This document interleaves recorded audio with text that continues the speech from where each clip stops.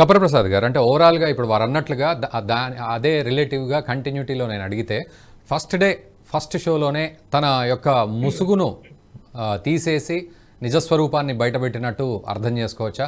ముఖ్యంగా మొదటి నుంచి కూడా అటు ఇండియా అలయన్స్లో ఏదో ఒక పార్టీ ఏదో ఒక సందర్భంలో హిందూ ద్వేషాన్ని వెళ్ళగక్కుతూనే ఉంది ఏదో ఒక రూపంలో. సనాతనాన్ని నిర్మూలించాలి అని డెంగ్యూ మలేరియాతో పోల్చడం నుంచి మొదలు పెడితే ఇదివరకు కూడా టెర్రరిజం గురించి, అర్జునుడికి కృష్ణుడు జిహాద్ నేర్పించాడని ఒక సందర్భంలో మాట్లాడే ఇవన్నీ కూడా.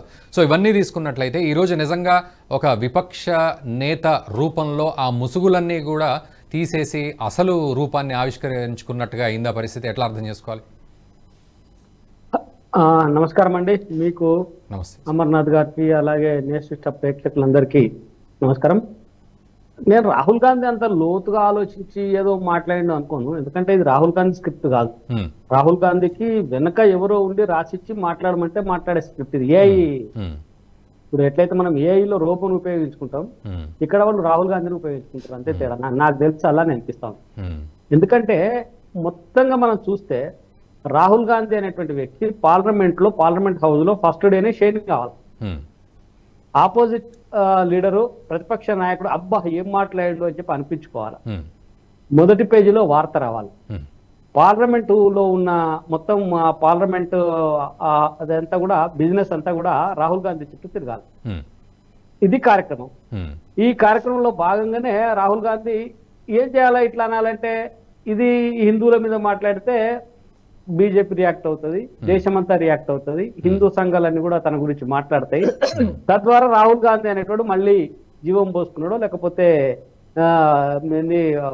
లైవ్ లోకి వచ్చిండు, ఫీల్డ్ లో. అంటే కపర ప్రసాద్ గారు, ఒకవేళ నిజంగా అట్లాగే హీరోగా ఆవిష్కృతం అవ్వాలంటే అదేదో బీజేపీ అంటే అయిపోతుంది కదా. సో మీరు హిందువులకు మీరు మాత్రమే పేటెంట్ కాదు అని అట్లాంటి మాటలు బీజేపీ అంటే అయిపోయేది. కానీ పూర్తి హిందూ అనే వ్యాఖ్యను తీసుకొని సమాజాన్ని ఎందుకు అది చేయాలి? నేను ఏం చెప్తున్నాను, మీరు ఆయన రాహుల్ గాంధీ ఇంటెన్షనల్ గా ఏదో మాట్లాడాలి, ఏదో దీన్ని అనాలి అనే కాదు. ఆయనకేం తెలియదు అంటున్నా. ఆయన వెనక ఉండి ఎవరో నడిపిస్తా ఉన్నారు. ఇది అంతా ఆర్టిఫిషియల్ ఇంటెలిజెన్స్ ను వాడుకొని మనం మిగతా వాళ్ళు ఏదైతే సైబర్ క్రైమ్ చేస్తా ఉన్నారో, ఇట్లా రాహుల్ గాంధీని వాడుకొని దేశ ద్రోహులు ఒక రకమైనటువంటి క్రైమ్ చేస్తా ఉన్నారు. ఆ క్రైమ్ లో రాహుల్ గాంధీ ఒక టూల్ అవుతా ఉన్నాడు అంటున్నాం. ఆయనకు నేనేమంటున్నా, అసలు ఆయన మాట్లాడినటువంటి మాటలను చూస్తే హిందుత్వం గురించి కానీ, దేవుళ్ళ గురించి కానీ, జాతి గురించి కానీ, దేశం గురించి కానీ ఆయనకు పెద్ద అవగాహన ఏం లేదు. ఆయన మాట్లాడినటువంటి మాటలన్నీ కూడా అపరిపక్వతతో కూడుకున్నాయి. అప్పటికప్పుడు చిన్న గ్రామాలలో ఏం చేస్తామంటే సర్పంచ్ ఎన్నికలు అయితే అనుకో, కాగానే మామూలుగా సర్పంచ్ అట్లా పోతా ఉంటాడు, ఎవడో పక్కన ఒకడు ఉంటాడు, ఉండి ఏమైనా సర్పంచ్ ఏంటంటే ఈయన మన దిక్కే చూస్తలేడు చూడు అంటాడు, కామెంట్ చేస్తాడు.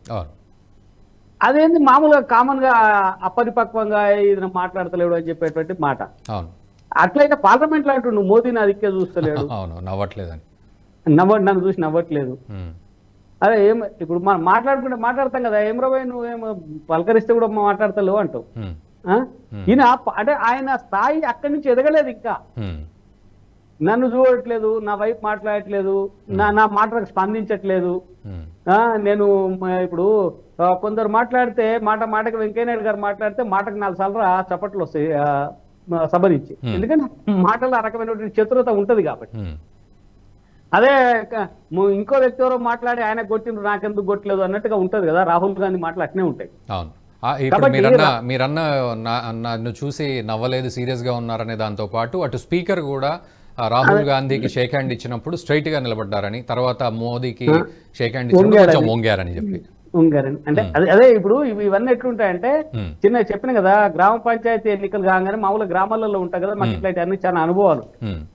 ఏం సర్పంచ్ గెలవంగానే ఏమరు మన దిక్కే చూస్తలేడు, అరే పలకరిస్తలేడు, అరే షేక్ హ్యాండ్ ఇస్తే నమస్తే పెడుతున్నాడు, ఇట్లాంటి కామన్ గా మాట్లాడుకుంటారు అనమాట. చాయ్ డబ్బాల కాడ, రోడ్ల కాడ మాట్లాడుకునే చిన్న చిన్న. అది కరెక్టే కపర ప్రసాద్ గారు, మీరు అన్నట్టు సరే కొంత ఇమ్మెచ్యూరిటీతో కూడింది అనుకోవచ్చు. కానీ ఏకంగా శివుడి బొమ్మ చూపెట్టి మళ్ళీ వస్తున్నా మీరు అదే నేను అక్కడికే వస్తున్నా. ఆయన శివుడి బొమ్మను చూపించి విచిత్రమైనటువంటి ఒక కామెంట్ చేసిండ్రు. ఏమనంటే, శివుడు దయామయుడు, కరుణామయుడు, అహింసావాది, ఎవరిని శిక్షించాడు, హింసించాడు, ఇట్లా అన్నమాట. నాకు తెలిసి ఏ దేవుడు ఎవరిని శిక్షించాడు, హింసించాడు, పాపులను తప్ప. ఇంకో మతంలో పోతే పాపులను క్షమించేటోళ్ళు, పాపులను రక్షించేటోళ్ళు, పాపులను నెత్తిన పెట్టుకునేటోళ్ళు ఉంటారు. హిందూ మతంలో పాపం చేస్తే శిక్షించబడాలి, నరకానికి పోవాలి, శిక్ష అనుభవించాలనేది హిందూ మతం చెప్తుంది. మరి ఆయన శివుడు అయినా విష్ణు అయినా ఇంకా ఏ దేవుడైనా పాపులను శిక్షిస్తాడు ఖచ్చితంగా. ఎవరు పాపం చేస్తే వాళ్ళకు శిక్ష తప్పదు. దానికి ప్రత్యక్ష ఉదాహరణ శివుడి గురించి చూస్తే, అంటే చాలా బోళాశంకరుడు, అనేక మందికి వరాలు ఇస్తాడు శివుడు. రాక్షసులకు కూడా వరాలు ఇస్తాడు శివుడు. రాక్షసులకు వరాలు ఇచ్చినప్పుడు ఆ రాక్షసులు శివుడి యొక్క వరం పొంది ఈ ప్రజల్ని, సామాన్య ప్రజల్ని, అమాయకుల్ని హింసిస్తా ఉంటే విష్ణువు ఒక రూపం ఎత్తి ఆ రాక్షసులను సంహరించడం మనం చరిత్రలో చూస్తాం. మనకు అనేక రకాల కథలు మనకు అందుబాటులో ఉంటాయి. అవునా? అట్లనే శివుడు కూడా శిక్షించిన సందర్భాలనే. త్రిపురాసురుడు అనేటువంటి రాక్షసుడిని శివుడు సంహరిస్తాడు. త్రిపురాసురుడు ఎవడంటే ఈ శివుడికి చాలా పరమ భక్తులు. త్రిపురాసురుడు అంటే ముగ్గురు వాళ్ళు శివునికి పరమ భక్తులు. వాళ్ళు మేము శివుడి భక్తులం కాబట్టి శివుడు మమ్మల్ని ఏమన్నాడు, మేము ఏం చేసినా ఏమన్నాడు అని చెప్పి శివుడి అంశ మలోపలు ఉంది, మేము శివభక్తులం అని చెప్పి వాళ్ళు బ్రహ్మతోటి వరాలు పొంది రాజ్యాలను, చాలా ప్రజలను హింసిస్తా ఉంటారు. హింసిస్తున్నప్పుడు, అంటే నేను సింపుల్ గా చెప్తా ఉన్నా కథని, హింసిస్తున్నప్పుడు శివుడే ఆ ముగ్గురు రాక్షసులను సంహరిస్తాడు. ఈ కథ బహుశా రాహుల్ గాంధీకి తెలిసి ఉండదు. శివుడి భక్తుల్ని శివుడే సంహరిస్తాడు. ఎందుకు వాళ్ళు అడుగుతారు, ఆయన త్రిపురాసులు అడుగుతారు శివుడిని, మేము మీకు ఇంత పరమ భక్తులం కదా, నీ మాట తప్ప ఇంకోటి మాట్లాడడం కదా అని అడిగితే ఆయన చెప్తాడు, నువ్వు ఎంత పరమ భక్తుడు అయినా సరే నువ్వు మానవత్వాన్ని మరిచినవు, నువ్వు సత్యానికి దూరంగా పనిచేస్తున్నావు, ధర్మానికి దూరంగా ఉన్నావు కాబట్టి నా చేతిలో నీకు శిక్ష తప్పదు అని చెప్పి శివుడు వారికి హెచ్చరించి వాళ్ళని సంహరిస్తాడు. ఇది త్రిపురాసురుల కథ. ఇది అంటే శివుడు వరాలు ఇవ్వడమే కాదు, వరాలిచ్చి ఎంత ఆయనను పరమ భక్తుడైనా మానవత్వానికి వ్యతిరేకంగా పనిచేస్తే, ధర్మానికి వ్యతిరేకంగా పనిచేస్తే సంహారం తప్పదు అని చెప్పినటువంటి నీతి మనకి ఇలా కనబడుతుంది కదా. మరి రాహుల్ గాంధీ గారు కూడా పరమ శివభక్తులు కావచ్చు, రాహుల్ గాంధీ గారి చుట్టూ ఉన్న గుంపు కూడా అందరు శివభక్తులు కావచ్చు, శివతత్వాన్నే తలస్తుండొచ్చు. కానీ ధర్మాన్ని, న్యాయాన్ని మరిచినప్పుడు దాన్ని అడ్డం పెట్టుకొని శివుడి ఈ అంశంలో శివుడి పేరును అడ్డం పెట్టుకొని అనేక రకాల అకృత్యాలకు పాల్పడతాము అన్నప్పుడు శివుడే వాళ్ళని శిక్షిస్తాడు అనేటువంటిది శాస్త్రం చెప్తా ఉంది. మనకు అనేక కథలు చెప్తా ఉన్నాయి, కార్ఖానాలు ఉన్నాయి. కాబట్టి ఆయన ఏదో శివుడి బొమ్మను పట్టుకొని వచ్చి ఎడమన త్రిశూలం ఉన్నది కాబట్టి శివుడు త్రిశూలం ద్వారా ఎవరిని శిక్షించాడు, ఇది అభయహస్తం కాబట్టి హస్తమే అందరికి చేస్తుంది అంటే అభయహస్తం కాదు, శివుడి వరం ద్వారా భస్మాసురుడికి కూడా హస్తం లభించింది. ఆ హస్తం నెత్తిన పెట్టుకుని భస్మాసురుడు భస్మమైనటువంటి పరిస్థితి కూడా మనకు చరిత్రలో ఉంటది. రాహుల్ గాంధీ గారు ఒకటే చదవకుండా అది ఇప్పుడు శివుడు అభయహస్తం, భస్మాసురుడి హస్తం కూడా అభయహస్తమే. భస్మాసురుడు కూడా తన హస్తాన్ని తన నెత్తి మీద పెట్టుకుని చనిపోయింది. ఎందుకు?